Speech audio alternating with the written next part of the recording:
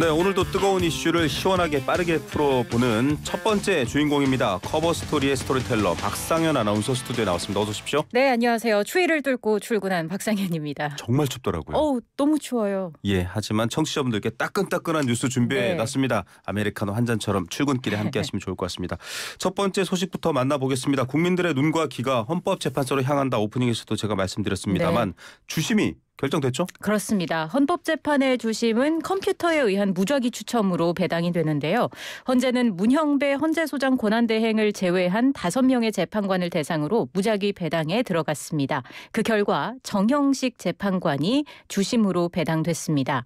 헌재 관계자는 재판관 모두가 대등하게 탄핵 심리에 참여한다며 주심은 사건 관련 내부 정리를 담당한다고 설명했습니다. 지금 헌법재판소에는 이창수 서울중앙지검장 등 다른 탄핵 사건들도 접수돼 있는데요. 헌법재판소는 윤 대통령 사건을 탄핵 심판 사건 중 최우선으로 심리한다고 밝혔습니다. 네, 주심이 정해졌다라는 것도 관심이 있을 만큼 헌재에 눈과 귀가 쏠려 있습니다. 네.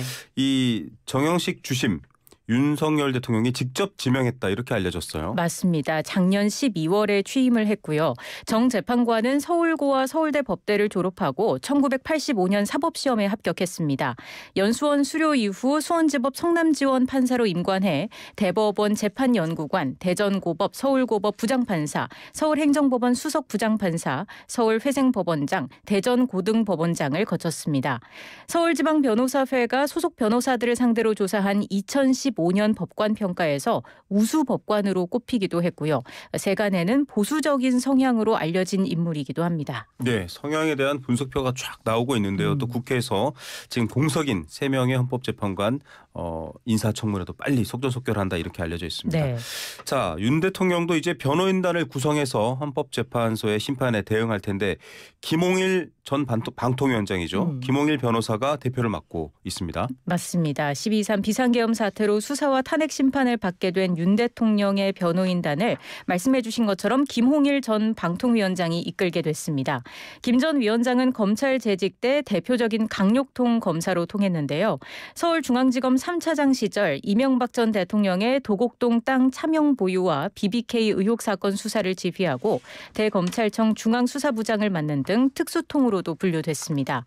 2009년부터 대검 중수부장을 맡아 부산저축은행 비리 수사를 이끌었는데 당시 2010년 중수 2과장이었던 윤 대통령과 각별한 인연을 맺은 것으로 알려졌습니다. 그리고 윤석열 정부 들어 국민권익위원장, 방통위원장을 연이어 맡았습니다. 네. 변호인단에는 윤갑근 전 대구고검장도 합류하는 것으로 알려졌습니다. 윤 전 고검장도 강력통으로 출발해 중앙지검 특수 2부장에 이어 특수부를 지휘하는 3차장을 연속으로 2년 재직한 대표적 강력 특수통입니다. 윤 대통령의 40년 지기로 알려진 검사장 출신 석동현 전 민주평화통일자문회의 사무처장도 변호인으로 거론됐지만 후방에서 자문 역할만 맡는 것으로 전해졌습니다.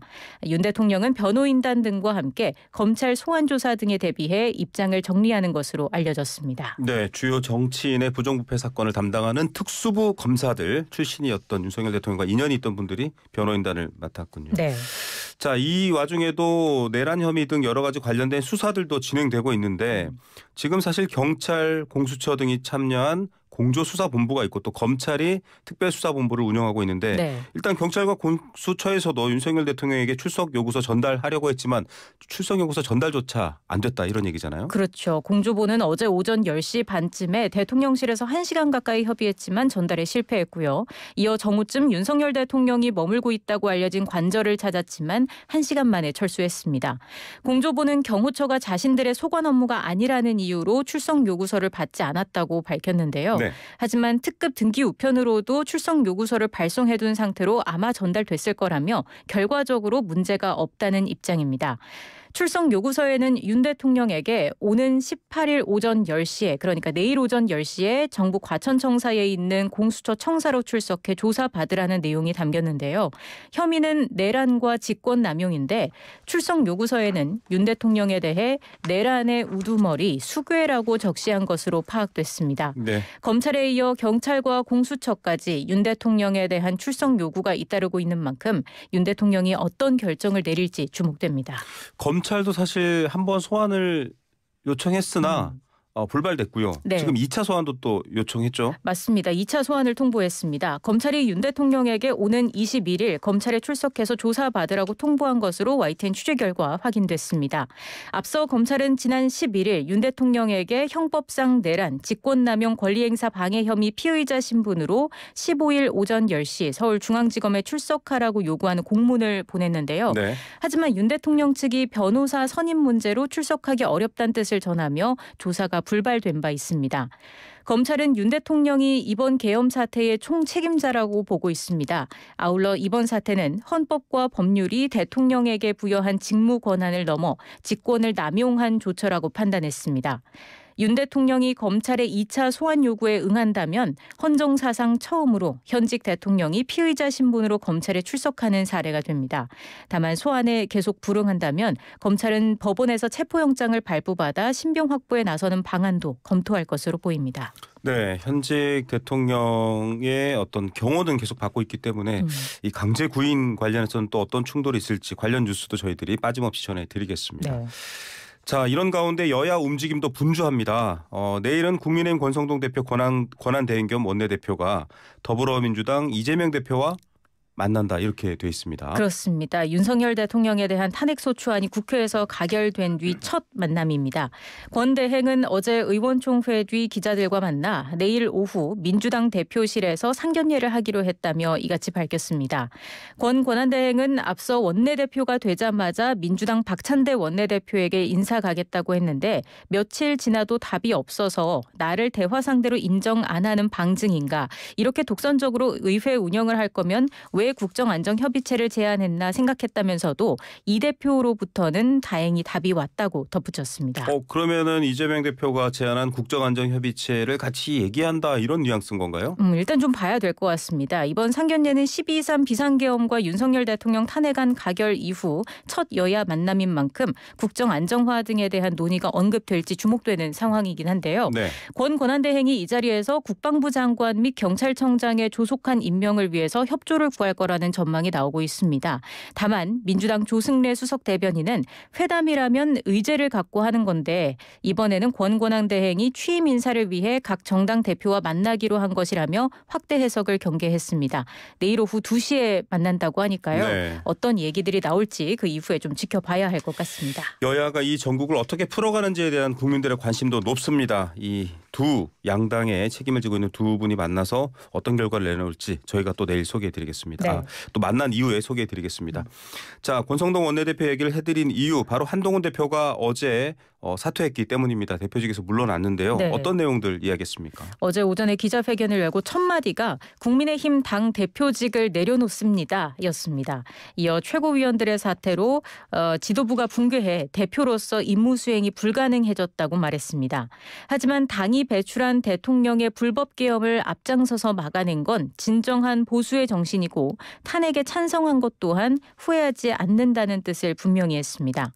다만 계엄이 잘못이라고 해서 민주당과 이재명 대표의 폭주가 정당화되는 것도 아니라는 점을 강조했고요. 이 대표 재판이 얼마 안 남았다며 야당을 향한 견제도 잊지 않았습니다. 지난 14일 윤 대통령 탄핵소추안이 국회에서 가결된 직후 한 대표는 대표직을 계속 수행하겠다는 입장을 밝혔지만 선출직 최고위원 5명 전원 사의를 표명하면서 한동훈 지도부는 자동으로 해체 수순을 밟게 됐습니다. 네. 자, 국민의힘에서는 또다시 대표 자리가 공석이 됐습니다. 윤석열 정부 들어오고 나서 국민의힘에서는 유독 비대위라는 것이 네. 아주 좀 눈에 잘 띄는 것 같아요. 그렇습니다. 윤석열 정부 집권 이후 5번째 비대위가 꾸려지게 다섯 됐습니다. 번째군요. 맞습니다. 네. 어제 비공개로 진행된 의총에서는 비대위원장의 요건으로 위기 상황 수습, 비전 제시, 대야 관계에서의 공격력 등이 거론됐다고 권 권한대행이 기자들에게 말했습니다. 다만 구체적인 비대위원장 인물은 거론이 되지 않았고 내일 의총을 다시 열어서 의견을 더 수렴한다는 계획입니다. 일단 비대위원장 후보군으로는 주호영, 권영세, 김기현, 나경원 의원과 원희룡 전 국토교통부 장관 등이 거론되고 있습니다. 만일 헌법재판소에서 윤석열 대통령 파면이 결정될 경우 국민의힘이 전당대회 없이 비대위로 대선을 치를 거라는 전망이 많아서 탄핵 정국 수습과 조기 대선 준비가 새 비대위의 가장 큰 과제가 될 것으로 보입니다. 네, 비대위 체제에서 총선을 치렀는데 물론 헌법재판소의 결과를 봐야 됩니다만 네. 비대위 체제에서 대선을 치러야 되는 상황까지 정말 여러 가지 어려운 상황에 처해 있습니다.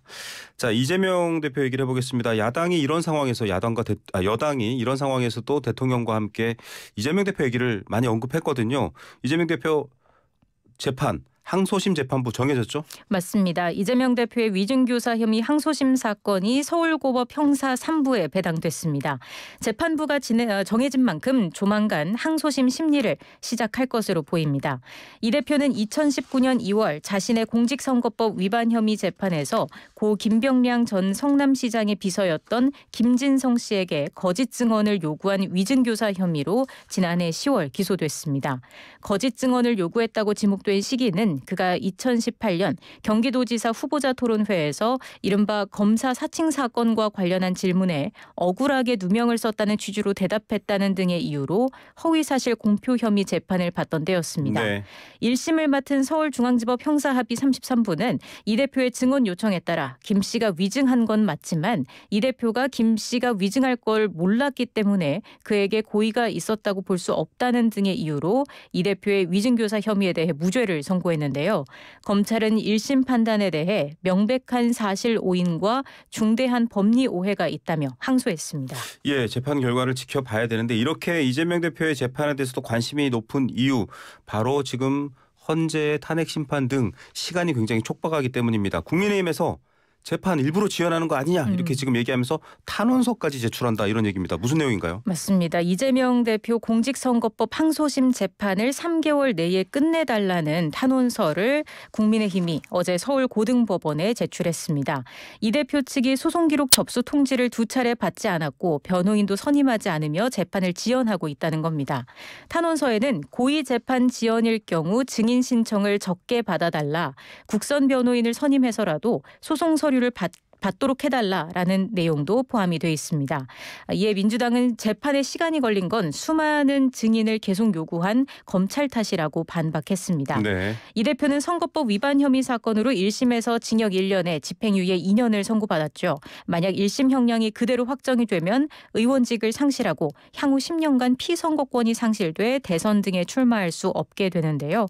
헌재의 탄핵 심판과 조기 대선 여부 및 시기 그리고 이재명 대표의 재판 일정 등이 모두 맞물려 있는 상황입니다. 예, 자 여러 가지 이 정치적인 굵직한 또 사법적인 사건들이 지금 맞물려 있기 때문에 굉장히 좀 입장도 다양하고 복잡합니다. 저희가 다양한 여야의 입장뿐만 아니라 여러 가지 생각들 여러분들께 가감없이 전달해 드리겠습니다. 그리고 YTN 라디오 777 감사 이벤트 진행 중인데요. 주변에 많은 분들께 구독 우리 박상현 아나운서도 얘기하셨나요? 저도 많이 홍보를 했습니다. 많이들 참여하셨는데 그분들 중 한 분이 당첨되셨으면 좋겠네요. 아, 네. 꼭 챙겨야 될 것 같습니다. 네. 저희가 유튜브 구독자분들 좀 많이 가입해 주십사 하고 이벤트를 하고 선물도 드리고 있습니다. 뭐 김치 냉장고, 한우 선물 세트, 또 경추베개 뭐 여러 가지 많이 저희가 선물을 준비했는데 네. 사실 비밀 아닌 비밀을 말씀드리자면 뭔데요? 벌써 70만 원 넘었습니다. 한참 전에 넘었어요. 그렇습니다. 그런데도 불구하고 계속 받고 있다는 건 엄청난 혜택 아니겠습니까? 그렇습니다. 아직까지 기회가 있습니다. 이번 22일 이번 주 일요일까지는 저희가 이벤트를 계속 할 예정이고요. 아마 박상현 아나운서가 70분은 더 모아오시는 걸로. 한 170명 정도 모아오겠습니다. 알겠습니다. 자, 지킬 수 있는지 확인할 수 있는지 알려드릴 수는 없습니다만 청취자 여러분들은 늘 응원 드립니다. 오늘 뉴스들 감사합니다. 네, 고맙습니다. 박상현 아나운서였습니다.